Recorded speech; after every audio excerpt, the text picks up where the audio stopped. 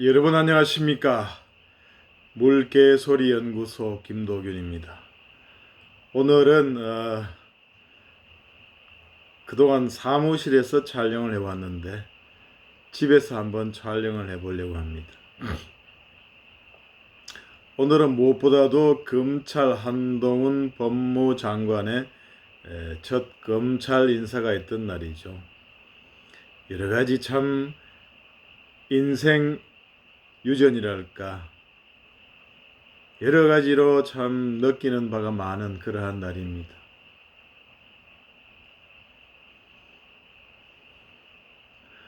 전 정권에서 잘 나가던 소위 득세하던 사람들이 전부 법무연수원 연구위원으로 가고 귀양살이 좌천 생활을 했던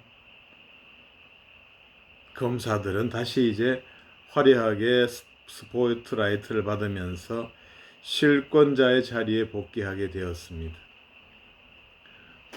그러면 여기서 우리가 한 가지 생각해 볼 것은 정권이 이렇게 저렇게 바뀌어 가지고 득세를 하기도 하고 실각을 하기도 하고 이렇게 생각을 할 수가 있습니다.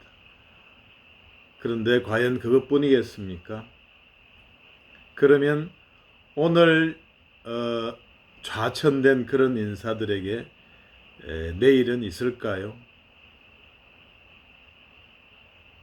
그리고 그동안 전 정권에서 인사에서 좌천되고 물을 먹은 그런 인사들은, 검사들은 어떤 희망을 가지고 그동안 살아왔을까? 그 사람들은 무엇을 근거로 버틸 수가 있었을까? 이런 생각을 한번 해보게 됩니다. 그와 더불어서 우리가 사람이 출세를 하기도 하고 또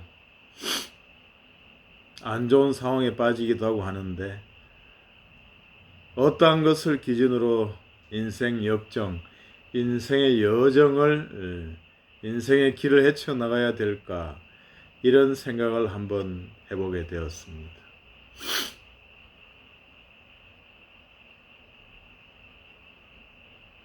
먼저 한동훈 장관에 대해서 얘기하자면은 옛날 말로 하면 귀양살이를 4번 갔는데 좌천성 인사를 4번이나 갔는데 이제 화려하게 다시 장관으로 복귀를 해서 자신을 귀양살이 보냈던 그러한 사람들이 차지했던 자리 법무부 장관에 올랐습니다.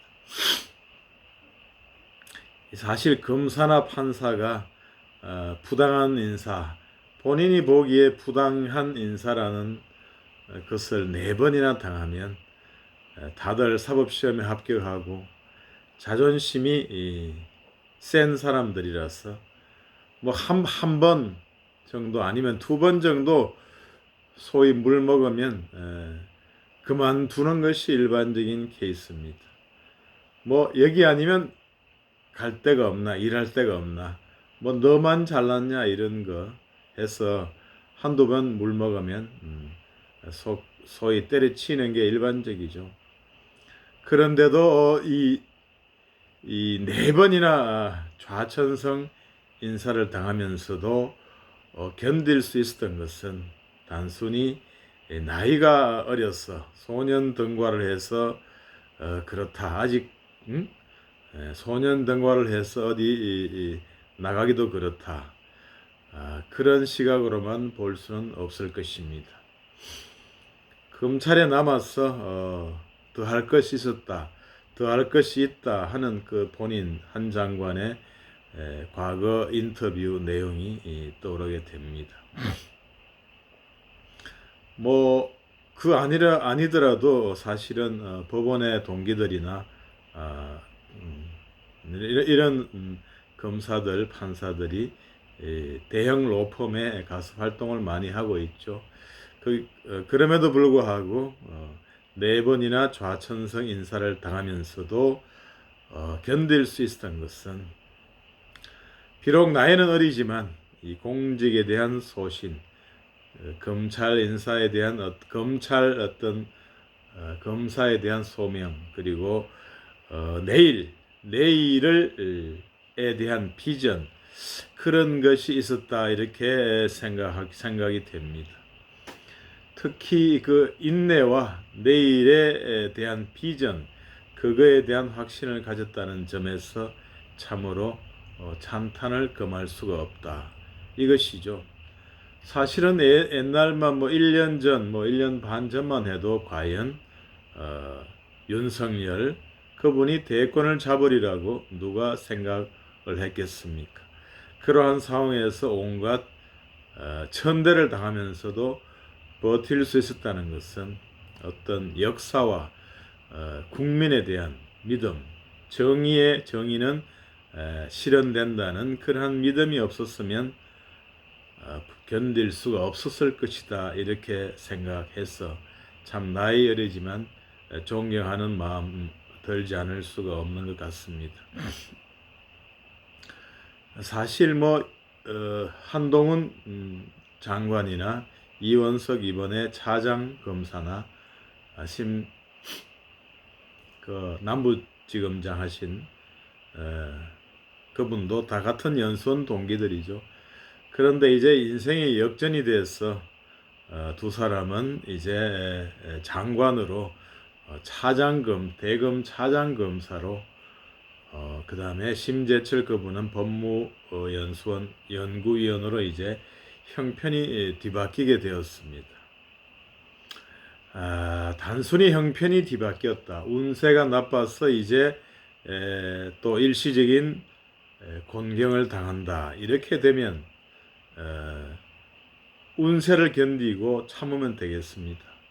그럴 정도의 시간적 여유와 배포가 있다면 그렇게 하면 되겠죠. 그런데 과연 그것이 평가가 뒤집어지는 그러한 날이 올까요? 우리는 그러한 점에 대해서 한번 생각해 봐야 되겠습니다. 이번 검찰 인사에서 환국이라 할 수 있을 정도의 완전 뒤집기 한판인데, 단순한 뒤집기면 또 뒤집히겠지, 이렇게 생각을 하겠지만, 과연 이번에 좌천된 그러한 검사들은 다음에 과연 국민들이 그들을 다시 원하는 그러한 시간들이 올지, 그것이 궁금합니다. 제 생각에는 그것이 쉽지 않은 것이다, 이런 생각이 듭니다. 우리 조국 사태 때 우리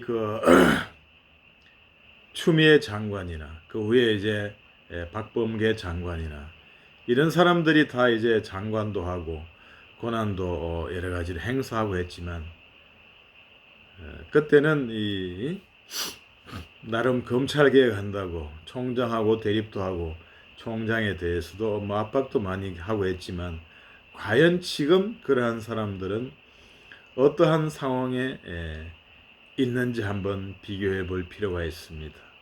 핍박을 당하던 총장은 지금 대통령의 자리에 올랐었습니다. 그리고 그 핍박을 하던 그러한 장관들은 지금 조용히